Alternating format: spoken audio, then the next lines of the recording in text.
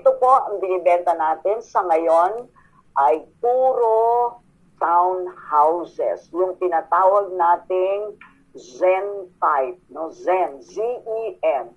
Zen type of townhouses or yung tinatawag nila ngayon na modern type. Okay? So yan po ang overall concept. By the way, no, wag ko kayong magtatanong sa akin kung pwede bang bumili ng lote doon sa mga projects natin. Hindi po. Hindi po tayo nagbibigay ng lot only. But, hello, pakimute lang po. Pakimute lang po. And then, hindi tayo nagbibenta nung katabing lote. For example, ang dami nagtatanong sa akin, Ma'am Chit, gusto ng buyer ko, medyo malaki ang lote. Bibili siya ng isang unit at bibilin din niya yung kabilang lote. Hindi po. Okay? So, that's very clear, ha? Okay. So, saan po itong Marquina Residences? This is already part of Barangay Upang. This is on the other side of Antipolo, no? Sa kabilang side ng Marcos Highway, Barangay Upang. It's close to Marquina. Ayan po, no? Pero hindi po siya nasa Marquina. Ang pangalan po ng project is Marquina. Okay, this is, ayan ang location niya. Malapit po siya sa Panorama street or road or avenue, no? Sa Barangay Upang. And this is accessible via Sumulong or via the interior streets of Marikina, especially more specifically yung tinatawag na lilac, no? Okay, so let's view the vicinity map nito, the vicinity map. Asan yung vicinity map? Ayan, no? Medyo maliit lang siya, no? Pero ituturo ko na lang verbally, okay? Yung pong Marquina Residences, yan po yung shaded.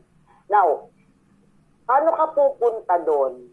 Okay, so if you're coming from Marcos Highway, going towards Cogeo, so Marcos Highway, dire-diretso lang, and then you take a left turn to Sumulong. No? Sumulong. Take a left turn to Sumulong. Diretsuin mo lang yung Sumulong.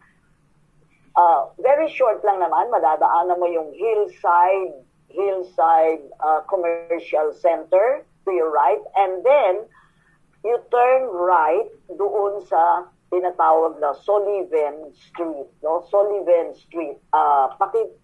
Can you please move your cursor? Ayan, no? That is Sullivan Street. Okay?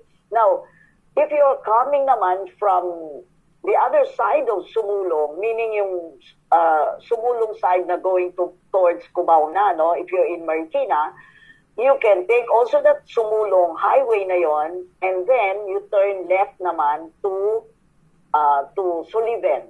Okay? Now, doon sa corner ng Sumulong and Sullivan, merong isang malaking store doon, ang Durawood.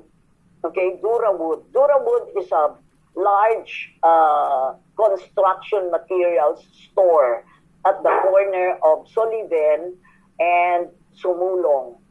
Okay? So you take that and then you just go straight ahead doon sa Sullivan na yon. That's still Antipolo part, no? Dire-diretso lang ang ang Sullivan, and then you will cross a short bridge along Sullivan, ha? You will cross that short bridge over a creek, okay?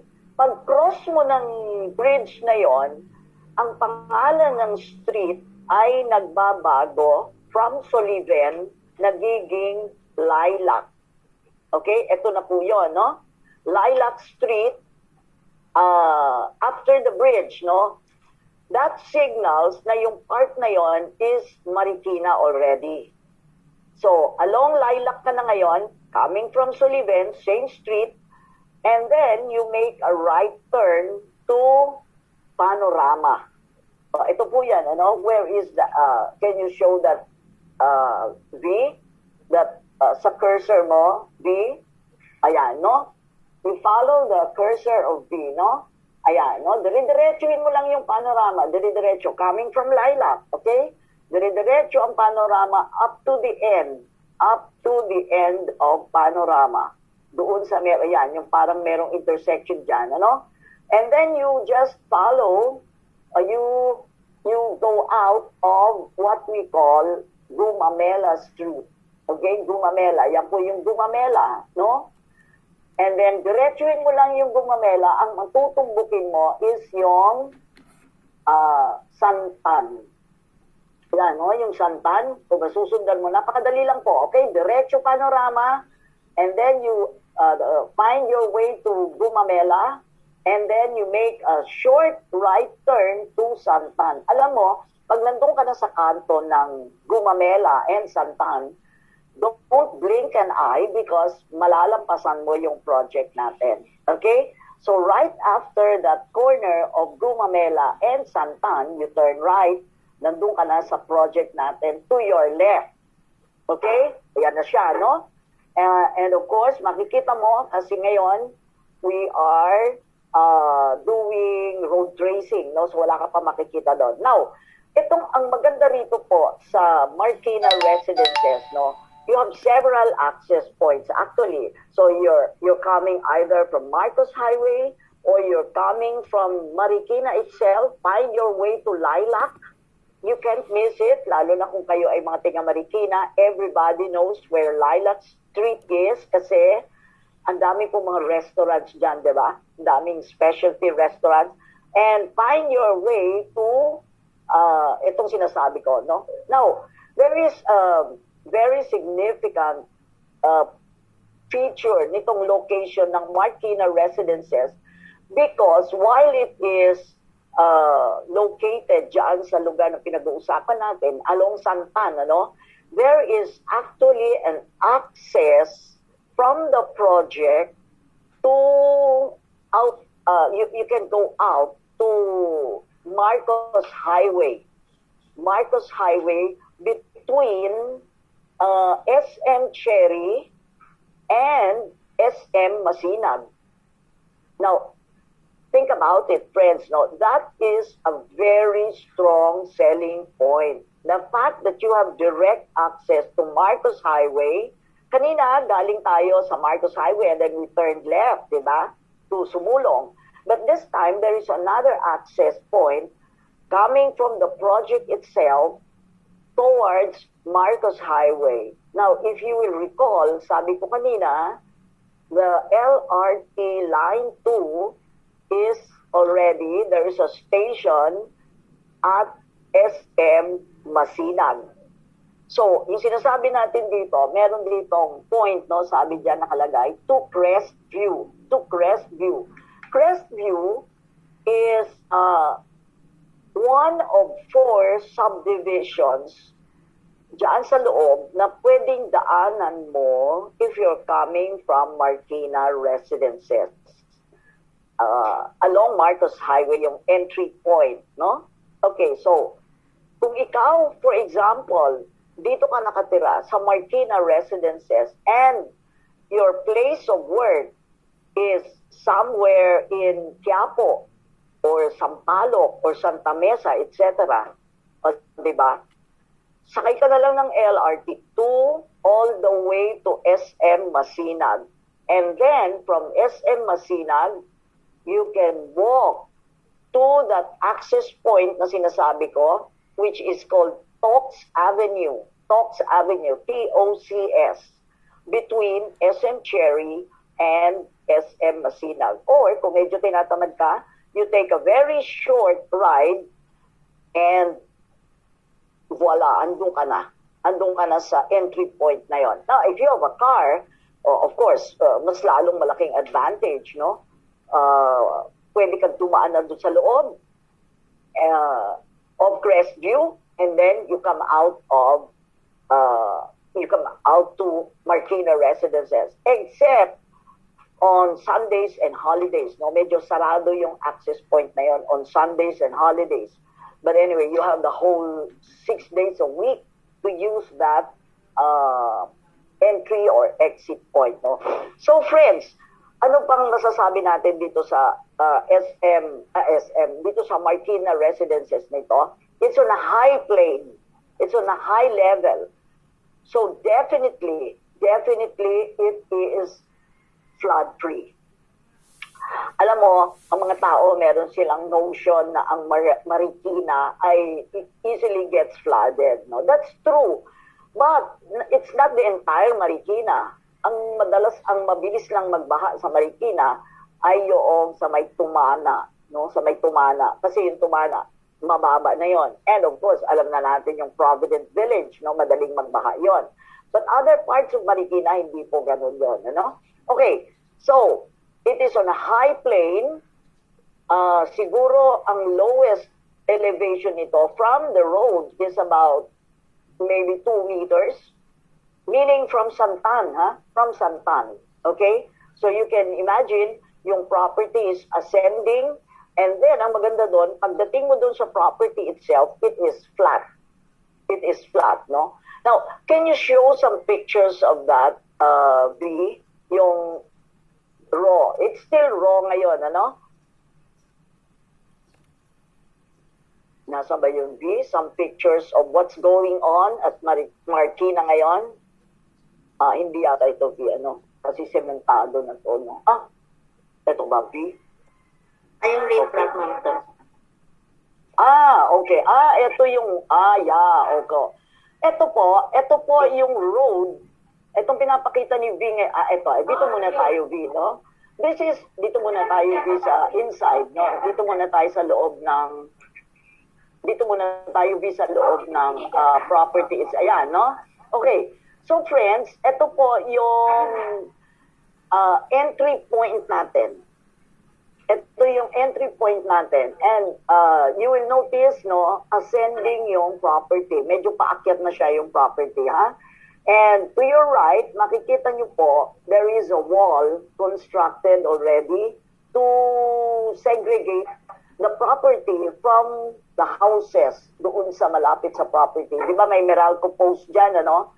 There are houses there na dati nang nandun. So ang ginawa ng developer, nilagyan na kaagad yun ng wall para you don't get the impression na neighbor mo yung mga immediate neighbor mo yun or they have access to the property. Wala po silang access, no, doon sa property kasi nilagyan na ng wall. In addition to that, ayan po, no, yung wall na yan, no, so na-segregate po yung mga bahay, no, na wala sa property natin. And then you have other pictures of this, V? Yung sa loob, ayan, no? Okay. Ito po yung mga nangyayari ngayon doon sa loob ng property. And by the way, kasi mataas yung property natin, so what the developer is doing right now is yung tinatawag nating rip-wrapping, no? Ano ba yung rip-wrapping? Yung pag-rip-wrap doon sa perimeter ng property para hindi po bumaba yung property in case na mag-uulan. Kasi nga mataas yung property, no? So, there's a picture here. Now, this is the road that leads to Crest View. Ito yung sinasabi kong road na palabas ka ng Marcos Highway. Okay? And you will notice here, yung rip-wrapping na ginagawa ng developer dito sa side na to. So, malaking trabaho po ito, no? Malaking trabaho ito. And at the same time, ayun po yung property natin. Nakikita nyo po, yung rip-wrapping, yung concrete wall, and then you can see the property. So, mataas siya, no? And then, of course, ginagawa na nila ang drainage dyan, no? I think there are other pictures of this, B. Meron pang pictures. Ito, no? This is another part of the rip-wrapping job that they're doing ngayon, no? Okay? Ayan, nakikita nyo po yung drainage, no? Ginagawa. Developer po ang gagawa niya, no? Although that's already along the road outside of the property. Can you see the property kung gaano kataas siya, no? Okay? Pero yan, ibababa pa po ang iba niyan, no? Meron pa, V? Meron pang pictures nito. Ayan, no? Okay, yan po ay property, no? So again, there goes the rip-wrapping job that they're doing, and the property itself, nakikita nyo po, ang taas po, ano? Kaya hindi po tayo babahain dyan, no? As I said, this is the road leading to Crestview. Okay? Now, okay, unless you have other pictures, ito, medyo madilim na to, V, ano? So, ito, sa labas po ito. Okay. So, ayan. Okay. Okay na tayo dyan, V, no? So, can we go to the sales map, V? The sales map. Ayan, no? Ito po yung ating sales map. Okay, o in short, ang tawag natin dito, mapa, di ba? Okay, pero ito yung sales map. Now, you can see yung entrance natin, di ba, malapad na malapad, dun sa upper left part ng sales map, yan po yung road that leads to the property. Pero ang tinutumbok po niyan, yan yung santan. Okay, santan, no? So, papasok tayo dyan, maikli lang po yan, siguro mga 20 meters lang siguro yan, or 25 at most, no? Going inside the property, no? So, okay? And of course, in the near future, maglalagay po tayo dyan ng gate. And then, can you show yung, ayan, no? Diyan po sa dulo ng property, sa lower right, makikita nyo, diyan po ilalagay yung ating mga amenities like a multi-purpose gazebo, swimming pool, basketball court, children's playground, etc., etc., no? So, yung riprapping na dinidiscuss ko kanina, andito po dyan sa lower part nitong property, okay? And up to, doon naman sa bandang itaas, na sinisimulan na po yan, ano?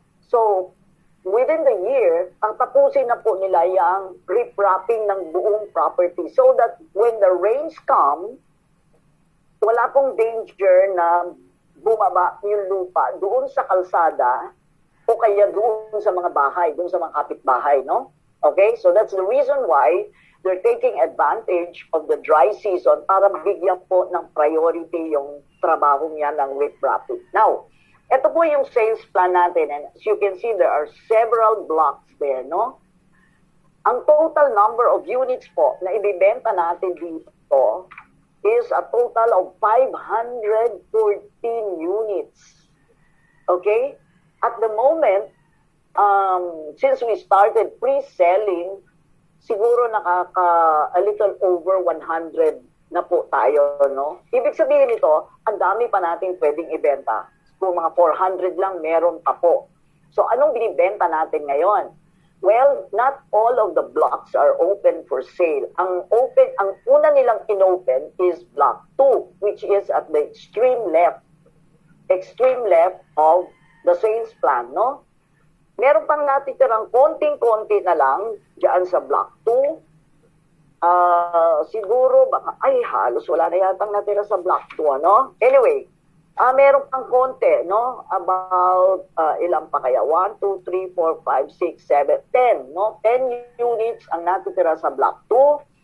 A few units sa block 5. Yung block 5 po, somewhere dyan sa gitna. And then, ang karamihan ng binibenta natin ngayon ay block 6. Okay? Katabi lang ng block 5. Parehong nasa gitna sila, no? So, block 2, block 5, and block 6. Bakit kaya ganon ang order ng pagbibenta natin? Ewan ko po. Pero yun ang una nilang binuksan. Now, based on their practice, kung ano po yung order ng pagbibenta natin, yun din po yung order ng pagpo-construct nila. Okay? So, yun po, no?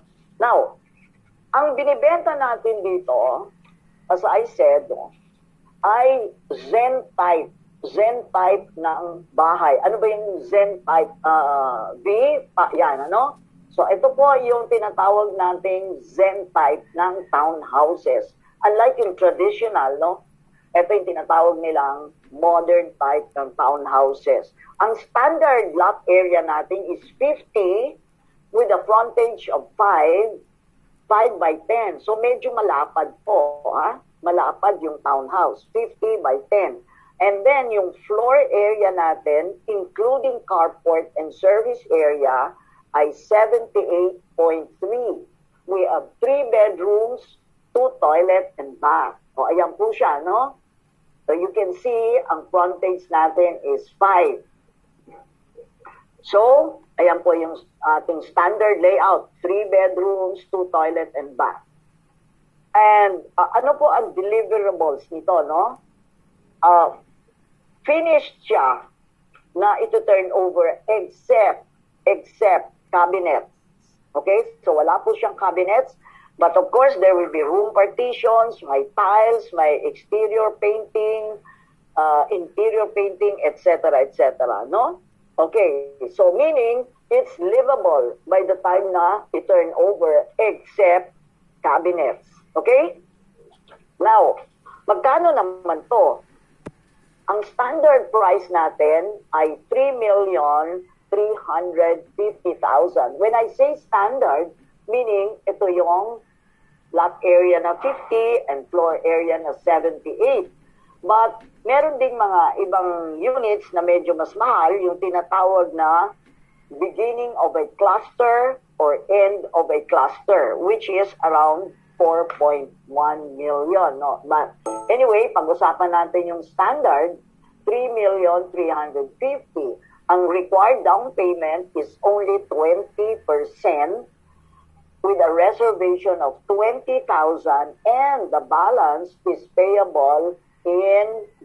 of the down is payable in 24 months. No? So magkano yan? Okay, magkano yung 20% down? It's 670,000 with a down reservation of 20. So may balance ka pang 650.